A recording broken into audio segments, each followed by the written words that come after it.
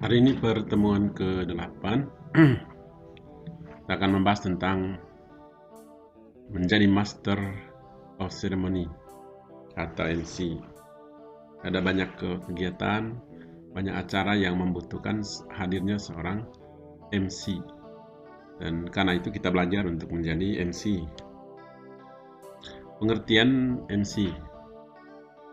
Dalam bahasa komunikasi, seorang Master of Ceremony adalah seorang komunikator jika MC bertindak selaku tuan rumah atau host dalam satu ajang formal atau dalam satu program hiburan. Istilah yang dikenal selain MC adalah pemandu acara. Seorang MC adalah seorang yang akan memimpin rentetan acara secara teratur dan rapi. Dan MC paling bertanggung jawab terhadap kelancaran rangkaian acara tersebut. Kemampuan MC sangat menentukan apakah sebuah acara akan berlangsung lancar atau tersendat-sendat. MC benar-benar dapat menguasai seluruh aspek yang akan mempengaruhi kelancaran acara pada saat itu.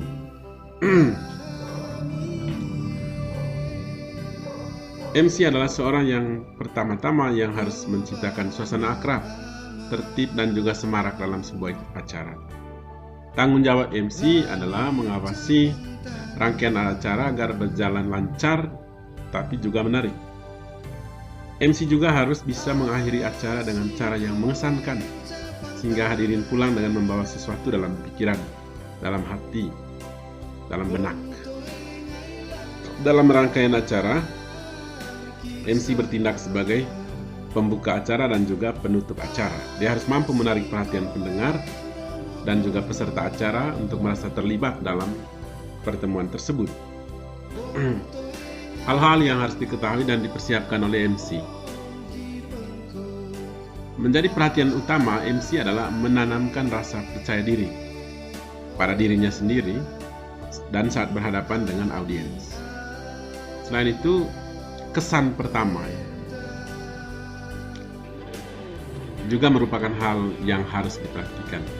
Kesan pertama yang positif dapat diperoleh dengan beberapa cara, antara lain yang pertama penampilan diri harus dinamis dan energik. Dinamis berarti mampu berbusana disesuaikan dengan waktu, tempat, dan acara. Yang kedua, ramah. 3, bersahabat. Yang keempat, mengucapkan maaf. Kata maaf adalah upaya menghindarkan diri dari ketersinggungan seseorang. Yang kelima, ucapan terima kasih. Dan yang keenam tentu saja adalah smile. Kelancaran acara tergantung pada MC atau kesiapan MC, baik di lapangan maupun yang di latar belakang. Kualifikasi dan persyaratan MC atau pemandu acara. Seorang MC harus memiliki kecerdasan, lalu penampilan fisik yang bagus, menawan, ada jiwa kepemimpinan, harus bicaranya komunikatif, sabar, tapi juga gesit, mempunyai naluri antisipasi yang baik untuk berbagai masalah, spontan, mempunyai rasa humor yang tinggi, dan juga ada pengetahuan umum yang jelas.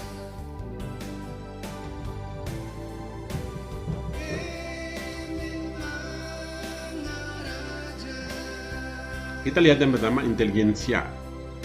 Intelijensia terkait dengan pengetahuan mengenai kebiasaan atau norma-norma yang terdapat dalam lingkungan tugasnya. Seorang MC harus merencanakan tugas yang diembannya dan mengetahui peristiwa atau topik yang akan dibahas, sehingga dapat menerapkannya dengan gaya, cara, dan bahasa yang tepat dan unik. Lalu penampilan yang simpatik dan atraktif. Atraktif itu artinya menarik. Jadi memiliki daya tarik yang membuat orang lain senang. Bisa berupa gaya bicara, bahasa, busana, tata rambut, aksesori, dan sebagainya yang bersifat fisik.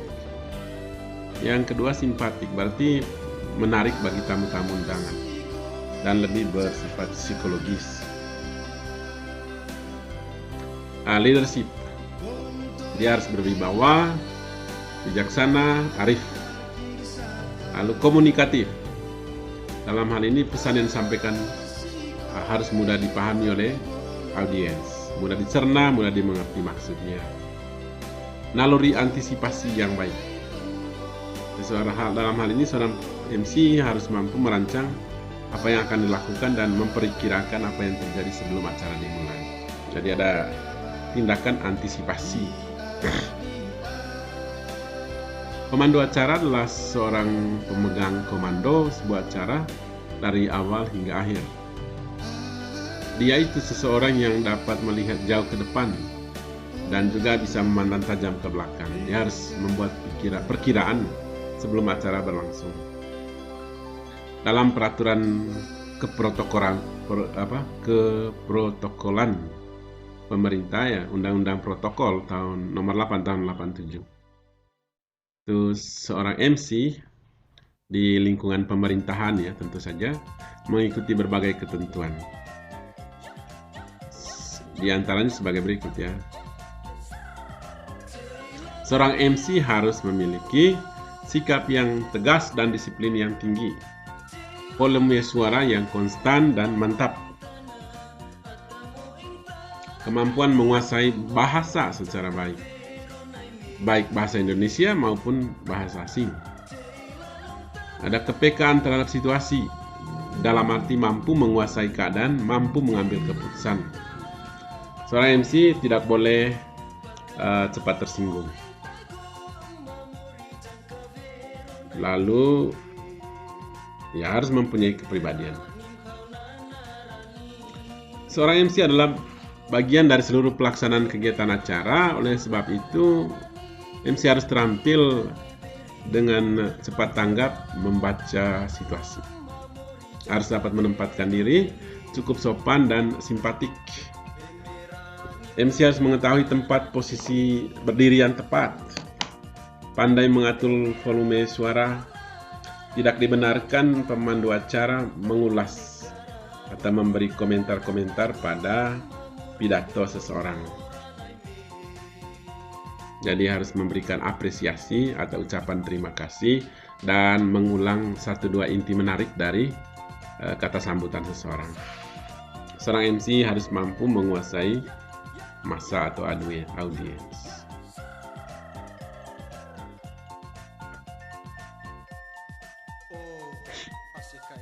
Contoh naskah MC.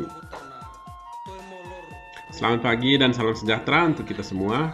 Yang pertama-tama, marilah bersama-sama kita panjatkan puja dan puji syukur atas kehadiran Allah yang Maha Kuasa yang telah melimpahkan rahmat dan berkat-Nya pada kita semua, sehingga kita diberi kesehatan pada siang hari yang sangat cerah ini dan bisa hadir di sini. Yang terhormat Romo Roli Ngujur selaku Ketua Yayasan Pendidikan Santo Paulus Ruteng, yang kami hormati Romo Rektor Universitas Katolik Indonesia Santo Paulus Ruteng, yang kami hormati para warek, para dekan, kaprodi dan staf, yang kami hormati para dosen dan pegawai, karyawan, karyawati, yang kami hormati para mahasiswa Sivitas Akademika Universitas Santo Paulus Ruteng. Tidak ada kata-kata yang lebih indah selain kita mengucap syukur atas limpahan rahmat yang Tuhan telah beri kepada kita semua. Hingga pada siang ini kita bisa melangkahkan kaki menghadiri acara seperti yang tertulis dalam tema acara kita pada siang hari ini. Alur dan seterusnya kita bisa lihat sendiri, para mahasiswa sekalian bisa lihat sendiri beberapa urutan yang harus ditempuh dalam membangun sebuah acara yang menarik, sehingga bisa membawa makna, membawa arti, dan juga membawa pesan yang bagus bagi para mahasiswa, bagi semua orang yang menghadiri sebuah acara. Jadi ini susunan-susunan yang bisa diikuti, bisa diambil dalam sebuah event, baik itu seminar, baik itu sidang, baik itu rapat, pesta, acara-acara apapun yang melibatkan kehadiran seorang MC. Nah, pada umumnya ini adalah susunan-susunan yang standar, yang biasa dalam sebuah event acara yang bersifat publik. Ada pembukaan, ada sambutan-sambutan, ada acara inti yang diwarnai oleh tema-tema tertentu yang menjadi inti pokok dari sebuah acara. Kenapa sebuah pertemuan itu dilangsungkan. Lalu ada tentu saja ada doa dan ada penutup. Hal yang kedua itu menjadi moderator. Itu dalam diskusi-diskusi panel, dalam pertemuan-pertemuan ilmiah, dalam sidang-sidang akademik, itu butuh seorang moderator. Moderator itu mirip juga seperti seorang MC. Dia menguasai situasi, dia menguasai bahan yang mau disidangkan, bahan yang mau dibicarakan, dia harus baca duluan, sehingga dia bisa mengarahkan sebuah pertemuan mulai dari awal sampai akhir dengan sebaik-baiknya.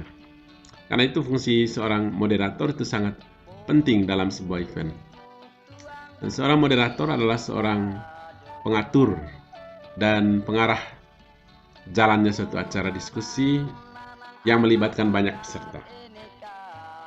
Sementara itu, tugas seorang moderator adalah untuk mengatur dan memberikan arahan kepada peserta diskusi atau peserta seminar atau peserta sidang akademik.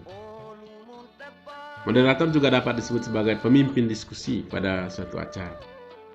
Tujuan utama adanya moderator dalam diskusi agar diskusi itu dapat berjalan dengan baik dan benar sesuai dengan topik yang telah ditentukan sebelumnya dan berlangsung secara kondusif dan teratur. Hampir sama dengan MC, tanggung jawab moderator juga adalah membuat acara yang dipimpinnya menjadi lebih menarik dan atraktif. Ada beberapa hal yang menjadi tanggung jawab moderator, antara lain yang pertama, mengawal dan mengawasi jalannya lalu lintas diskusi sesuai dengan topik yang ditentukan. Seorang moderator hanya dapat menjadi moderator di forum yang menjadi tanggung jawabnya. Sedangkan di forum lain yang dia bukan moderator, dia hanya anggota biasa. Moderator harus dapat menciptakan ide atau topik baru agar forum diskusi menjadi lebih hidup dan dinamis. Lalu seorang moderator harus bisa memberi penjelasan terhadap peserta diskusi tentang tema-tema yang menjadi pilihan pada saat diskusi itu. Seorang moderator memberi peringatan kepada peserta diskusi apabila diskusi sudah melenceng jauh dari topik.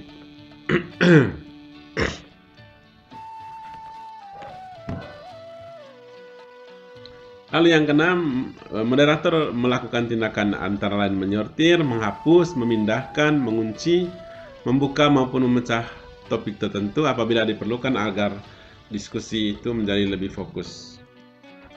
Moderator memberikan peringatan kepada peserta diskusi yang dianggap menyalahi aturan dan berpotensi menimbulkan hal-hal yang merugikan dengan bahasa yang baik dan sopan.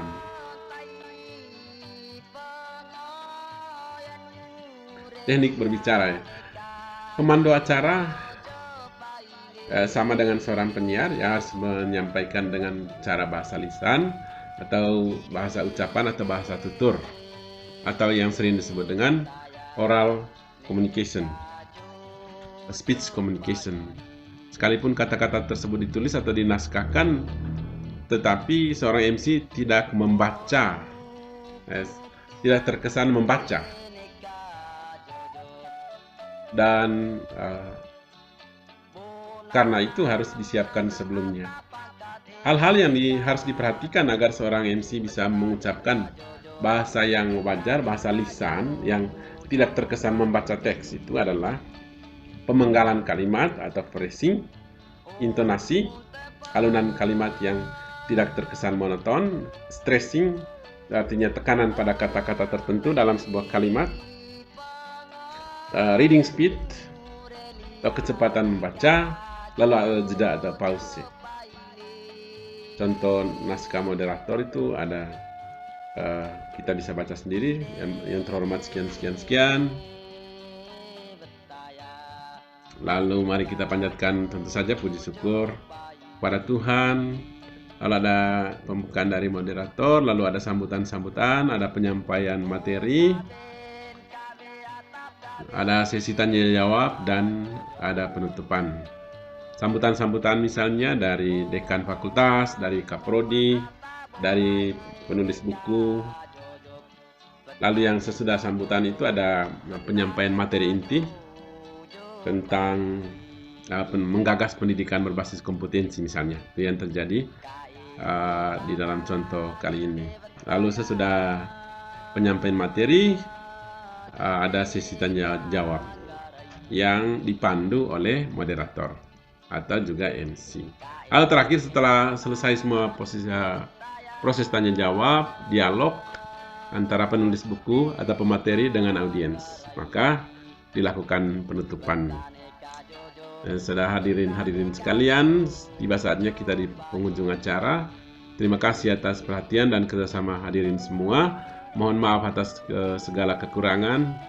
Semoga ilmu yang didapat hari ini bermanfaat di masa datang. Harta material boleh tetap, tetapi ilmu semakin hari semakin bertambah. Demikian kurang lebih dua tema yang hari ini bisa kita pelajari. Nah, untuk tugas minggu depan, karena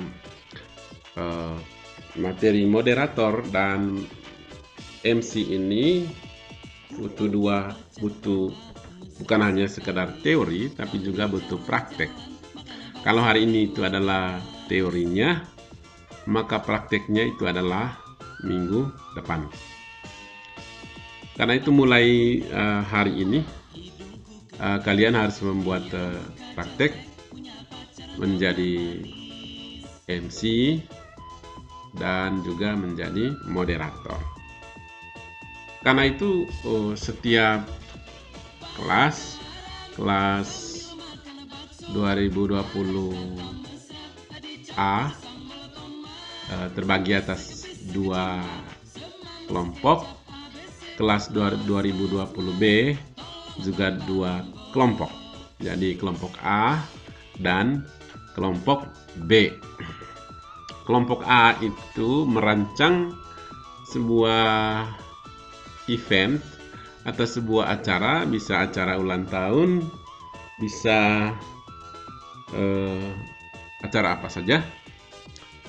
Ada pesta nikah atau pesta sambut baru atau pesta pelantikan tertentu yang membutuhkan adanya seorang MC, lalu yang membutuhkan adanya audiens, lalu ada yang membutuhkan adanya sambutan dalam acara tersebut. Jadi kelompok A, baik 2020A maupun 2020B, harus membuat video tentang sebuah event yang temanya kamu pilih sendiri. Lalu ada yang tukang syuting, yang ada yang berperan menjadi master of ceremony, lalu ada yang berperan sebagai pemberi kata sambutan dalam sebuah acara tersebut, 3 orang kata sambutan, lalu ada yang berperan sebagai audiens. Nah, harus dibuat semacam event yang sesungguhnya, sehingga itu menjadi sebuah video yang menarik. Sesudah itu, setelah kamu sepakati temanya, kamu tentukan petugas-petugasnya, orang-orangnya, lalu kamu lakukan itu dan kamu upload di YouTube. Itu untuk kelompok A. Sedangkan untuk kelompok B, baik di kelas 2020A maupun di kelas 2020B, itu membuat sebuah event akademik ya, sidang akademik yang bersifat ilmiah. Apa itu diskusi ilmiah? Apa itu diskusi buku, bedah buku? Apa itu sebuah seminar? Atau misalnya debat politik atau debat antar calon-calon bupati atau calon DPR. Tapi ya, intinya itu pertemuan itu adalah pertemuan ilmiah dan yang menghendaki adanya seorang moderator. Nah, dalam video yang kamu buat itu ada seorang moderator, ada tema yang harus kamu pilih, pertemuan tentang apa, lalu ada sambutan-sambutan dari orang-orang tertentu yang dianggap penting, lalu yang intinya itu adalah pemaparan presentasi materi ilmiah dari seseorang. Lalu sesudah presentasi materi tersebut ada diskusi tanya jawab. Lalu sesudah diskusi tanya jawab baru dilakukan penutup. Jadi ini simulasi pertemuan akademik atau pertemuan ilmiah itu divideokan lalu diupload di YouTube. Jadi kalau kelas A itu 20 orang bagi 2, 10-10. Begitu juga kelas B, kalau ada 20 orang maka dibagi 2 menjadi 10-10. Kelompok 1 itu 10 orang, kelompok 2 10 orang. Kelompok 1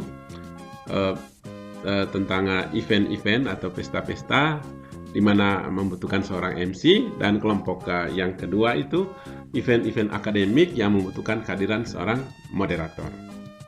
Nanti dalam tugas itu ada kolom link YouTube yang harus kamu isi sebagai hasil dari video kalian. Jadi ada 4 video. Kelas 2020A ada 2 video, kelas 2020B ada 2 video. Ya, kurang lebih itu tugas untuk mengganti pertemuan yang ke-9 minggu depan. Sekian.